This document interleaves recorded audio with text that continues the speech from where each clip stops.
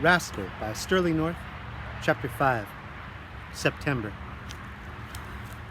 When we curved up our drive, Edgar Allan Poe came swooping down from the Methodist belfry, shouting, "What fun! What fun!" Wowzer, who had thought he was totally deserted, came bouncing from the barn, leaped to put his paws on my shoulders, and knocked me flat on my back in the grass, where he lovingly washed my face with his big tongue. Rascal and the Crow were soon fighting over something, and Wowzer stopped licking me long enough to put an end to the squabble. It was a wonderful homecoming. Sweet corn was no longer an issue, being dry in the husk. But I had made a promise and was honor-bound to keep it. I couldn't postpone indefinitely the collar and leash, nor the building of the cage. We had been granted our reprieve and now must face our problems. One of those problems was money. I had earned and saved enough to buy one Liberty Bond, but my available supply of ready cash was very low. I counted the quarters, dimes, nickels, and pennies in my earthenware crock, and decided that if I bought the leash and collar, and the lumber and chicken wire for the cage, it would set me back about 6 months in purchasing canvas to cover my canoe. And that meant the canoe would have to stay in the living room another winter. Not one of the boys I knew was granted an allowance or would even think of asking his father for a loan. I felt fortunate to be permitted to keep the money I earned from mowing lawns and selling my garden produce. I took 4 precious quarters from the crock, put Rascal in the basket of my bicycle, and pedaled slowly and sadly downtown. Buying a collar and leash for my pet raccoon was like buying a ball and chain for a dear friend. But I thought it would be wise to have Rascal's approval and assistance. It might lessen his terror when he found that his freedom had vanished. We stopped at Shadwick's Harness and Leather Emporium, which smelled delightfully of tanned leather, saddle soap, and harness oil. It was a perfect place for Rascal to browse, examining the stirrups of both Western and English saddles, the brass buckles on the work harnesses, and the exquisite silver mountings on a set of driving harnesses being made for the local banker's high-stepping team. Garth Shadwick, like his father before him, was a craftsman in leather whose skill was known as far away as the county seat and the state capital. He made handsome leather luggage, custom-fitted riding boots, and engraved bookbindings. But most of his trade was in harnesses, and harness making was a profession threatened by the automobile. At this moment, Mr. Shadwick had a jeweler's glass in his right eye and was engraving scrolled initials on a silver nameplate. I could not interrupt him at such a moment and waited patiently until he took the glass from his eye and looked up from his work. "Well, Sterling, we don't want to bother you, Mr. Shadwick. Boys and coons don't bother me," the harness maker said. He returned to his engraving for several minutes, then tossed it aside and exploded. "It's these gall-danged automobiles. Smelly, noisy, dirty things, scaring horses right off the road, ruin a man's business. Well, son, speak up. What is it you want?" "I want a collar for Rascal," I said, fighting the stinging moisture in my eyes, "and a braided leash to match, and they're making me build a cage to lock him up." "God dang buzzards," the harness maker said. "Cage for a little coon like that?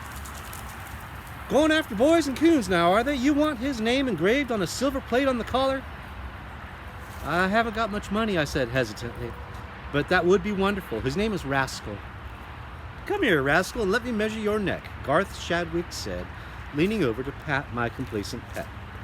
"You don't need to measure him, Mr. Shadwick. Here's a string that's just the right length for the collar, with knots where the holes in the buckle should be, and allowing for a little for when he gets bigger." The harness maker came as near to as smiling as I had ever seen him. With swift precision, he went to work on a strong, light collar of pliable, golden brown calfskin about a ½ inch wide. He used his smallest awl to make the holes in his smallest needle and lightest wax thread. And he went to his safe and brought out a tiny silver buckle, which he sewed to the collar with almost invisible stitches. It was the sort of work he would have done if asked to make harness for a fairy coach.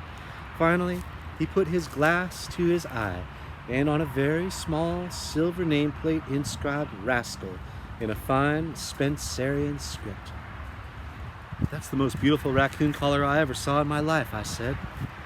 "It's the only raccoon collar you ever saw," the harness maker chuckled gruffly, "and the only one I ever made. You better try it for size.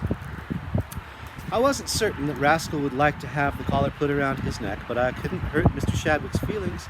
I let the little raccoon feel it and smell it first, telling him it was his newest treasure. Rascal liked the shining buckle, the nameplate, and the texture of the soft leather. Finally, I slipped it around his neck, and to my surprise, he didn't struggle or try to nip me. Instead, he sat up on his little square bottom and began feeling the collar the way a woman sometimes fingers her pearls. Mr. Shadwick brought the floor mirror used for viewing riding boots. And Rascal, who had never before seen his mirror image, became greatly excited. He wondered what other raccoon was being fitted for a collar this morning. First, he bumped his nose trying to get through the mirror. Then, talking and trilling, he raced around behind the glass to meet the other raccoon, who, of course, wasn't there. Back he came, completely mystified, but still entranced. Finally, he gave it up as a puzzle too deep for his small brain and merely sat and viewed himself, chirring happily. Making the leash look a little longer, but again, the harness maker worked with amazing dexterity. Making the leash took a little longer, but again, the harness maker worked with amazing dexterity. He cut 6 very slender strips of the same calfskin and began the most elaborate job of braiding I had ever seen. His fingers worked so swiftly I could not see which strands went over and which went under and through. The finished leash, inch by perfect inch, was as slim as the tip of my steel fishing rod. At the end of the leash, he fastened a silver harness ring, at the other end a snap to attach to the collar. I knew that I didn't have enough money in my earthenware crock to pay for such a collar and leash, complete with silver fittings. So I put my 4 quarters on Mr. Shadwick's workbench and said it was a down payment and that I would bring him something every week for the next 6 months. The harness maker gazed off through the window the way Rascal often did, his mind going back perhaps to his own boyhood, when there weren't any gall-danged automobiles to ruin the finest profession in the world. Why, son, I'd be cheating if I took more than 25 cents for that leash and collar. Now you get along with your little coon. I've got work to do. There had been an overcast when we had started downtown that morning, but the sun was shining brightly as we pedaled homeward.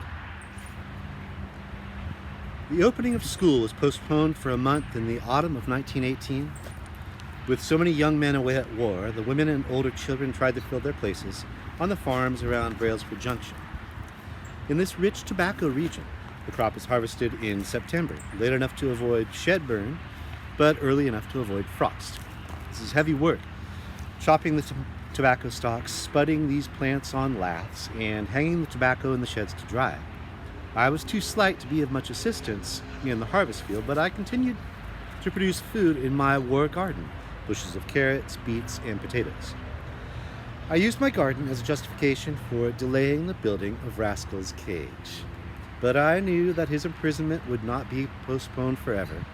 Could not, particularly after he developed a craving for a new nocturnal delight, the grapes hanging in purple clusters in nearby arbors. Rascal also sampled apples of many varieties, Jonathan's, wine saps, Tolman sweets. And he was growing increasingly casual about obeying my imperative trill, which meant, as he well knew, "Come down from that tree, you bad raccoon."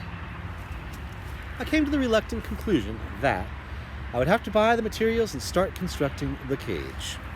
Taking my small hoard of coins from the earthenware crock, I snapped the leash on Rascal and walked down Albion Street towards Cy Jenkins' lumberyard.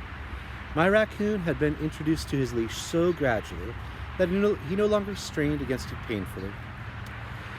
Considering my mission, I found it hard to enjoy the season which had always given me so much pleasure. The yellow elm leaves drifting down, the first flash of crimson in the maples.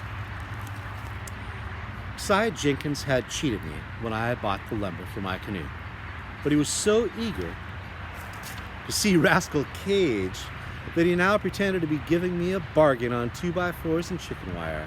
He merely asked how much money I had and took it all. "Comes out right to the penny," he said. The old miser added one other concession. promising to deliver the material by truck on the following morning if I would start building the cage on its arrival. I stopped at the post office to get our mail and found a letter from Herschel addressed to me. My fingers trembled as I opened it. I had dreamed several times that he'd been wounded, and I had been reading Arthur Gray MP's Over the Top, a crude but vivid book about the war. In every scene I imagined Herschel. In one persistent dream, I saw him leading a reconnaissance squad into no man's land at night, flattening himself as star shells burst and making his way through barbed wire entanglements where corpses dangled grotesquely. Much later, I learned that he had made scores of such excursions between the lines. Censorship made communication almost impossible in World War I, and Herschel's letter merely sent his love and confirmed the fact that he was unwounded.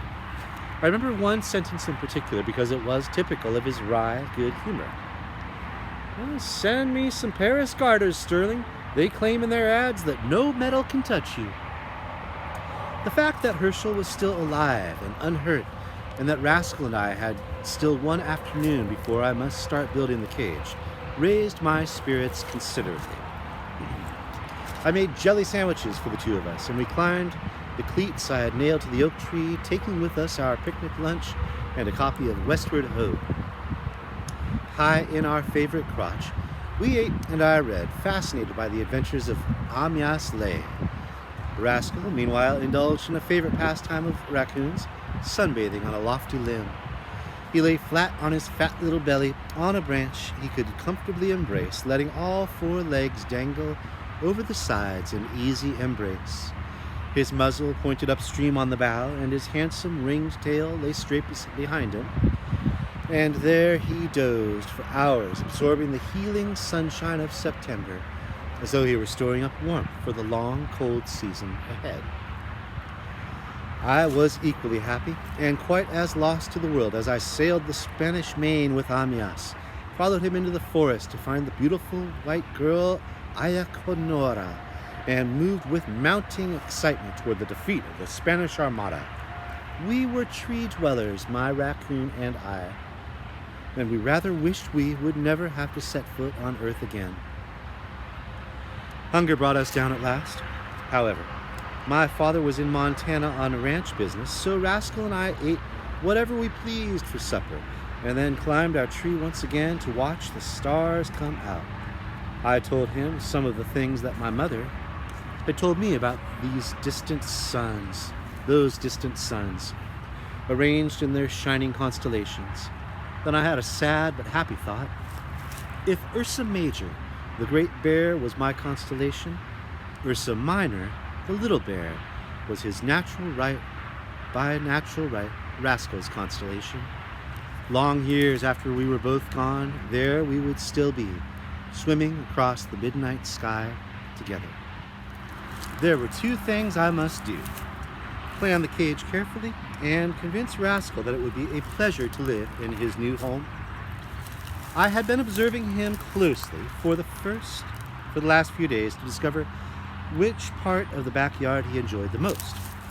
There could be no doubt about his preference. It was an area about 12 feet square, which extended from the base of the oak tree below his hole to the side of the barn. This included a smooth expanse of grass and white clover, and my bait pool with its running water and constant supply of minnows. Just as I had let Rascal become slowly acquainted with his collar and then his leash, I now invited his help in constructing the cage.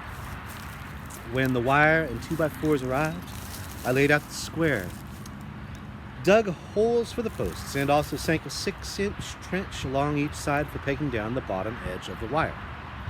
Rascal enjoyed all this activity without understanding its true meaning. He reached into each excavation, crawled back and forth through the central tunnel in the rolls of chicken wire, fished languidly in the bait pool, or merely went to sleep in the grass. My father sent a postcard from Montana saying he would not return for another 10 days or 2 weeks. Fortunately, we ran a charge account at the meat market and at one of the groceries. But to raise money for staples and hinges, I had to dig and sell 2 more bushels of my potatoes. I was somewhat lonesome and grateful for Rascal's companionship night and day. Possibly I could have built the cage in less time had I not been aware of its purpose. However, the posts were soon set, and in another day the framework nailed together. It was a cube 12 feet square, which gave easy access to Rascal's hole in the oak tree. It also encompassed the bait pool using 12 feet of the barn along the eastern side. I had to fasten wire securely across the top of this cube, knowing that Rascal could climb any fence ever built. I used an old screen door for the principal entrance, nailing chicken wire to the frame and hinging the door to a sturdy post. But during the several days I spent building the cage, I was careful not to close this exit.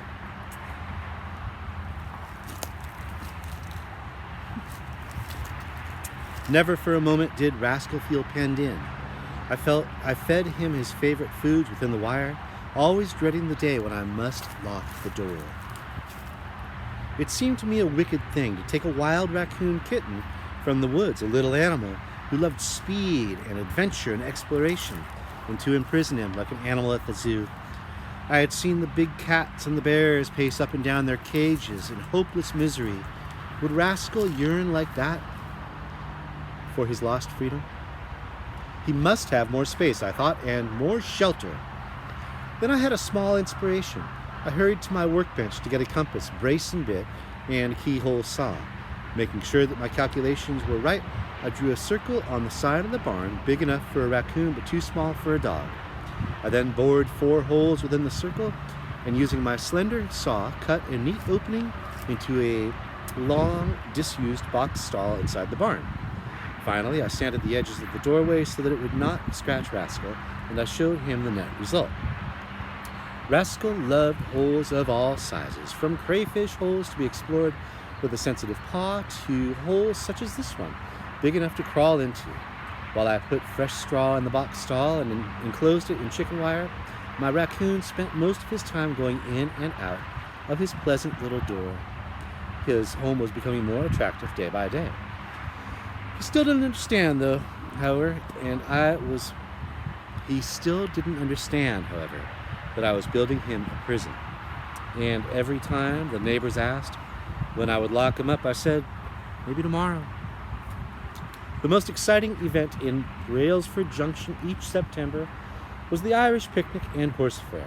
It was always held on a Saturday, somewhat earlier in the month than the county fair at Janesville, to which many of the racehorses and exhibitors later gravitated. I do not know why it was called the Irish picnic, since a very small percentage of our town was Irish, but they did possess most of the good trotters and pacers of our area, and in all probability had instituted these races, which now attracted spectators by the hundreds. Mike Conway, our neighbor to the west, owned a terrific trotter, a spirited stallion that had sired several of the most likely colts and fillies in the county. Early on the morning of any Irish picnic, Mike was to be seen currying Donnybrook to a satin sheen, washing the sulky and oiling his racing harness. Donnybrook seemed as aware as his master that this was the great day.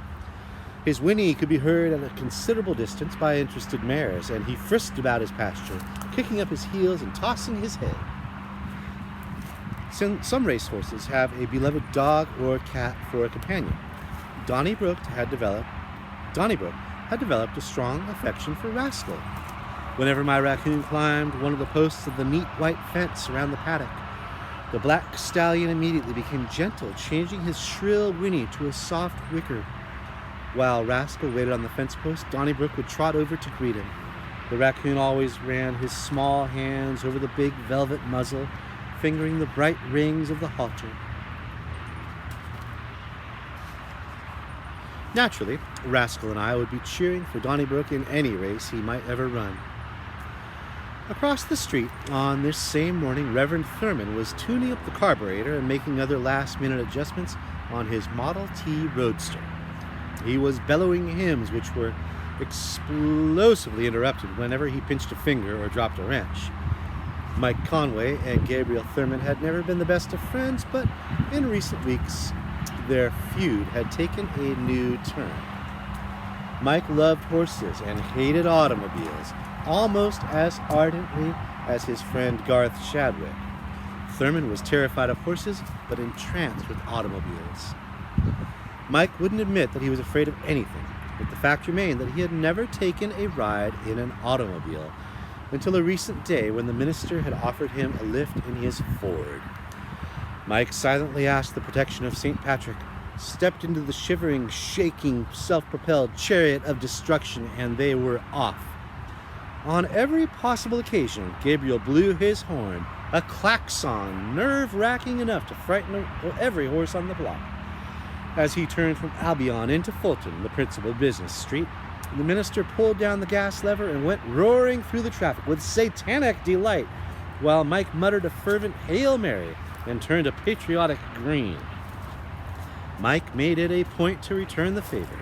2 days later, he hitched his training cart to Donnybrook and offered Thurman a ride across town to his church. The minister, who wasn't entirely dim-witted, said thank you just the same. Mike taunted him a little bit about his courage, and Gabriel flushed a bright pink and climbed into the seat of the cart. The trot down Albion was not too frightening, but the established course was Fulton Street, as both men knew. In front of Pringle's store, Mike touched up the ever-willing stallion. By the time they reached the Tobacco Exchange Bank, Donnybrook had hit his top speed. Thurman didn't start calling upon Jehovah until they were abreast of the Badger Ice Cream Parlor.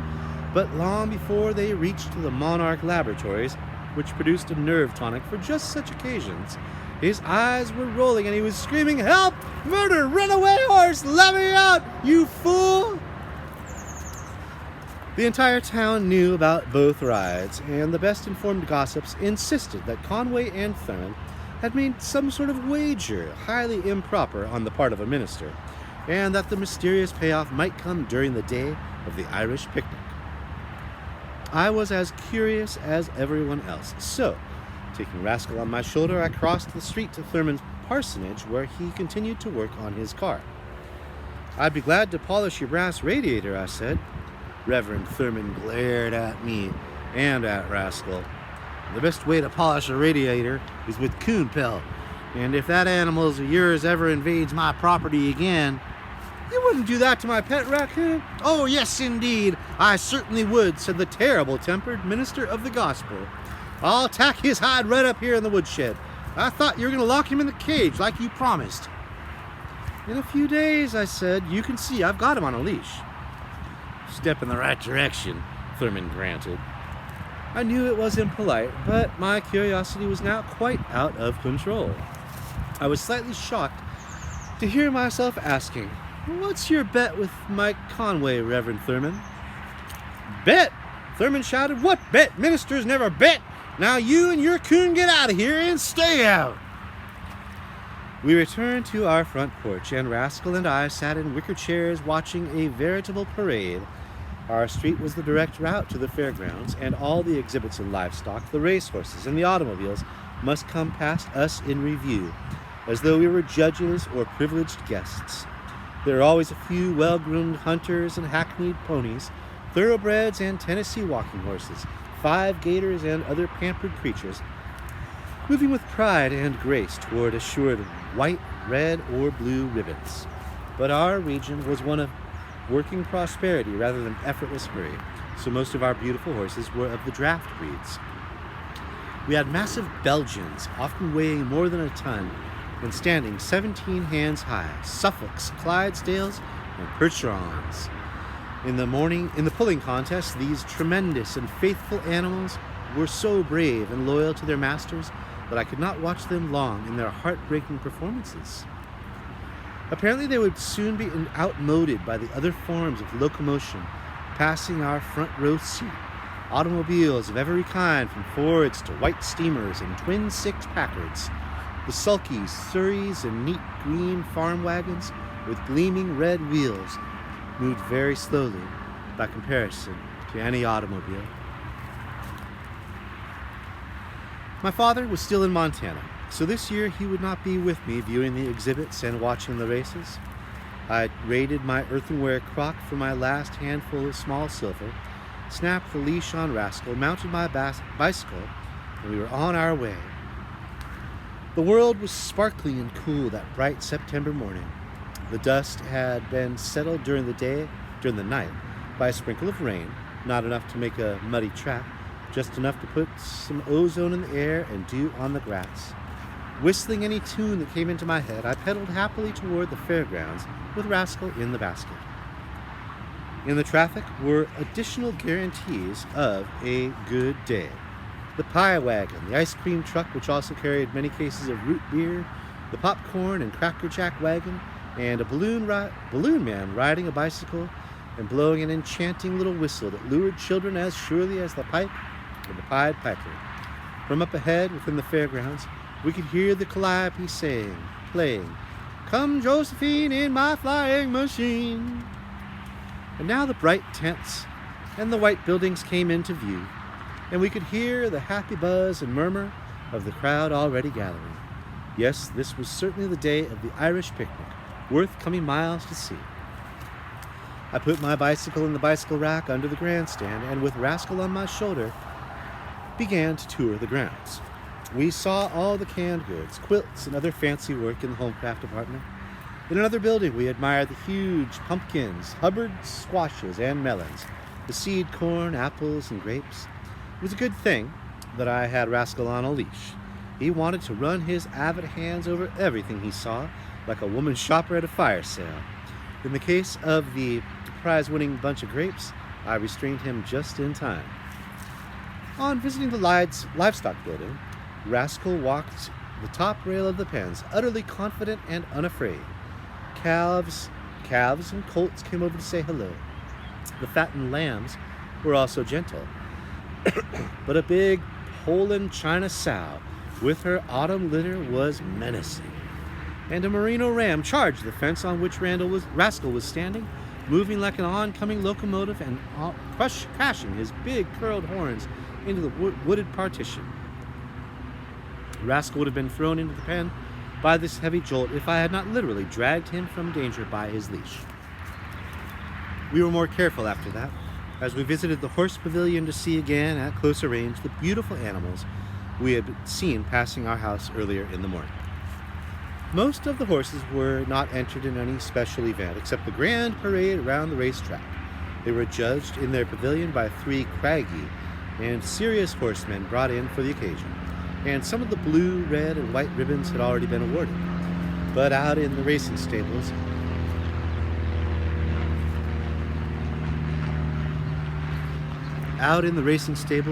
were the handsome trotters and pacers we would later watch in action.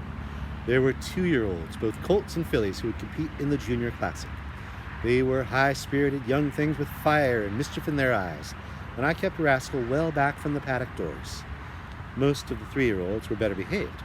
And, of course, there was Donnybrook, who wickered his greeting and nuzzled Rascal affectionately.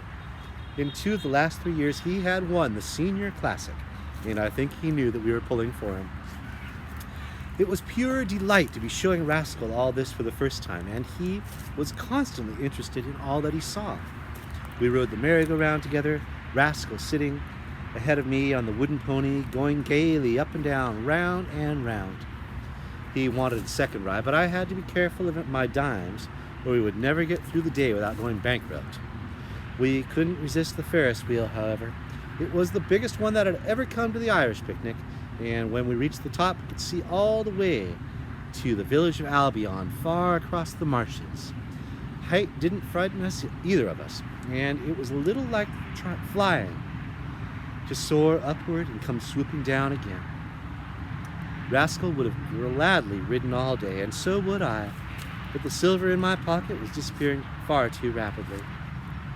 It didn't cost anything to enter the 3-legged race, but when I saw some of those long-legged 14-year-olds teaming up, I knew that Oscar Sunderland and I didn't have a chance.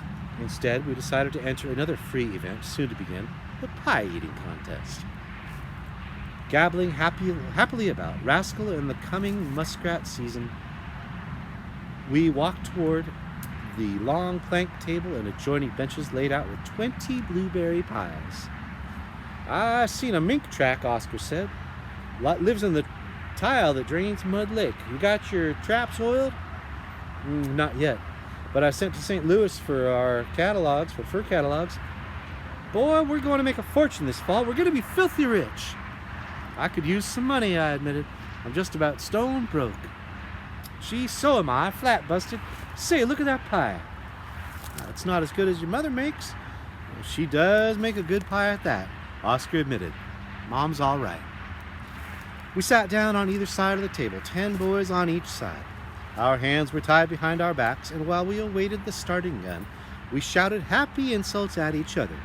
The object of this messy contest was to eat the full-size pie faster than any other contestant. You had to eat it with your face and pull the pie tin back up with your teeth if it started slipping beyond reach. I noticed a knot in the wide plank that might be helpful. If I could maneuver the pie tin right up against the knot, I could really dig in. Then I discovered that I was directly across the table from Slammy Stillman, and I knew this would be the toughest pie-eating contest I had ever entered. Slammy was the biggest, greediest, meanest 12-year-old in town. We hated each other with a fine, soul-satisfying hatred born of many fistfights in which I was always outweighed and outslugged. But by boyhood rules, you could never refuse to fight.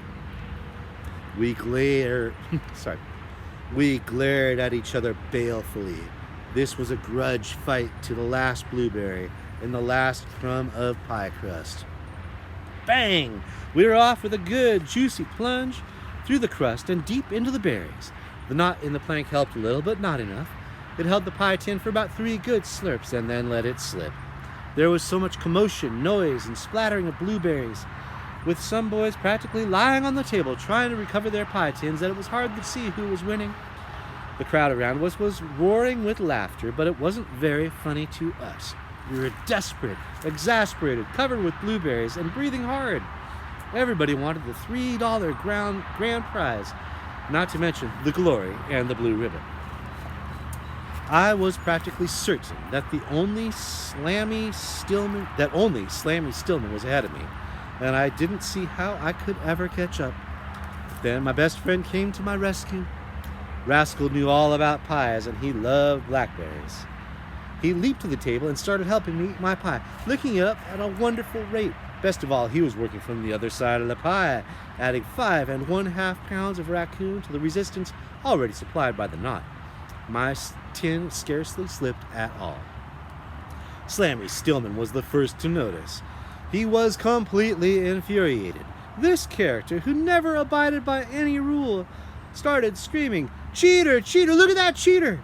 While Slammy was yelling he couldn't eat pie, Rascal and I were gaining on him fast. The judges were laughing so hard they couldn't catch their breath to shout a ruling.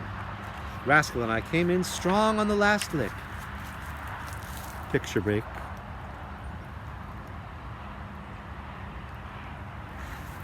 Strong on the last lick. An eighth of a pie ahead of our nearest competitor, who luckily was Oscar Sunderland. Neither Spalding nor Hoyle has ever published a handbook on pie-eating contests, and the judges went into a huddle that became vociferous. Rascal and I were partially disqualified. Oscar got the $3 and the blue ribbon, which made me happy because Oscar was my trapping partner and as nearly penniless as I. But I received the consolation prize, a real league baseball autographed by every member of our local team. Slammy would have been red in the face if he hadn't been completely blue in the face. All day long he grumbled and threatened, shouting "Cheater!" whenever he saw me and my raccoon. It was a delicious victory. The September sun was directly overhead, but for some reason, Rascal and I did not respond to the dinner bells being rung by warm and hearty matrons serving food in several denominational tents. On the Methodist menu were roast chicken with dressing, 3 vegetables, and blueberry pie. It was this last item which convinced us that we didn't need a noonday meal. At 2 p.m, the horse races began. A beautiful bay filly from Janesville nosed out the favorite colt from Madison in the Junior Classic. She had the movements of a Swiss watch, lifting her feet proudly, her muscles rippling smoothly. After this upset, the 3-year-olds performed more predictably, with a magnificent pacer from Stoughton breaking the track record for 8 furlongs. As race followed race, however, the spectators asked, "Where is Donnybrook?" Mike Conway was not tiring his black stallion. Much as he enjoyed winning the Senior Classic, he had another aim in view today, the all but impossible hope that he could outrun a greater menace than any competing horse, in fact, Gabriel Thurman's Model T. There are probably no more than 50 trotters who have pulled a sulky 1 mile in 2 minutes. Possibly 90 pacers have achieved this immortality. Generally speaking, it takes a great horse in harness racing to speed 1 furlong in 15 seconds or 1 mile in 2 minutes. Similarly, unless handled by a racing driver, few early Fords could top twice this speed, 60 miles an hour or a mile a minute. The mathematics of this race seemed obvious. A very fast trotter was matched against a well-attuned Ford. By any sensible odds, Reverend Gabriel Thurman should have been asked to drive his Tin Lizzie 4 times around the half-mile oval, while Donnybrook wheeled Mike Conway twice around the track. All through the grandstand, the news spread swiftly. Mike had bet that he could go twice around the track, while Thurman and his Ford made a mere 3 rounds. There was one shrewd catch, however. Donnybrook needed no cranking, and Thurman must wait for the starting gun before cranking his Ford, jumping into his roadster, and streaking off after the stallion and his master. Mike Conway had watched the impatient and impetuous Gabriel Thurman crank his Ford on many occasions. He knew that Thurman always took reckless chances in 3 departments. He placed the gas and also the spark lever much too low. When aggravated, he always jerked the choke wire, which emerged at the left of the crank, thus flooding his carburetor. Mike was no mechanic, but he had often used his stopwatch on Thurman's futile attempts to start his car. Gabriel Thurman was aware of his impetuosity. He knew that in his eagerness to make his Ford rumble and roar, he caused backfires that nearly broke his arm. He was being tremendously cautious, putting the spark and gas barely below the permissible level and promising himself that he would not touch the ring attached to the wire that primed the carburetor. The flag was lowered, the barrier raised, and Mike and Donnybrook were off in a flash. It was sheer joy to watch that stallion lift his white-stockinged feet. Mike rode comfortably on the seat of the sulky, as much a part of his trotter as though he had been astride. Gabriel Thurman gave the crank a whirl and was nearly knocked into the dust by the backfire.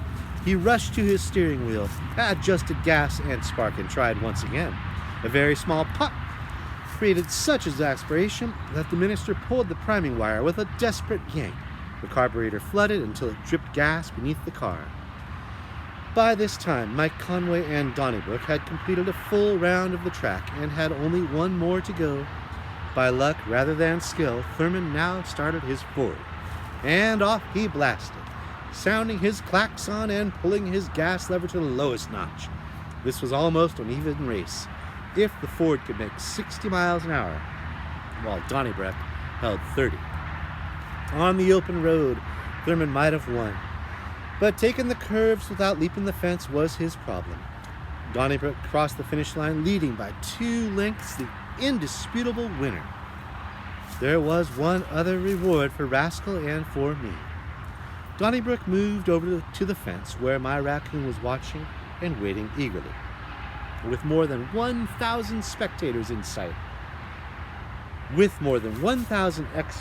spectators enjoying the sight, Donnybrook nuzzled Rascal while Rascal ran his hands over the stallion's nose and bridle. Once again, we had tasted victory. I came home in the early evening to the empty house. I called the telegraph office and the railroad station to learn if my father had wired from Montana telling me when he was coming home. But of course, he had sent no message. I took Rascal to his cage and sat for a long time talking to him and petting him while he ate his evening meal. Then, steeling myself to the dreadful deed, I stepped from the cage and closed the door behind me, hooking it firmly on the outside. Rascal didn't understand what had happened at first. He came over to the door, and asked me politely to open it and let him out. Then the thought suddenly struck him that he was trapped, caged, imprisoned. He ran swiftly around the square of wire, then into the barn through the hole I had cut, and all over that inside enclosure, then back again, frantic now. I went into the house to get away from his voice, but it came to me through the open windows, pleading, terrified, asking for me, telling me he loved me and had always trusted me. After a while, I couldn't stand it any longer, and I went out and opened the wire door. He clung to me and cried and talked about it, asking that unanswerable question. So I took him to bed with me, and we both fell into a fitful sleep, touching each other again and again throughout the night for reassurance.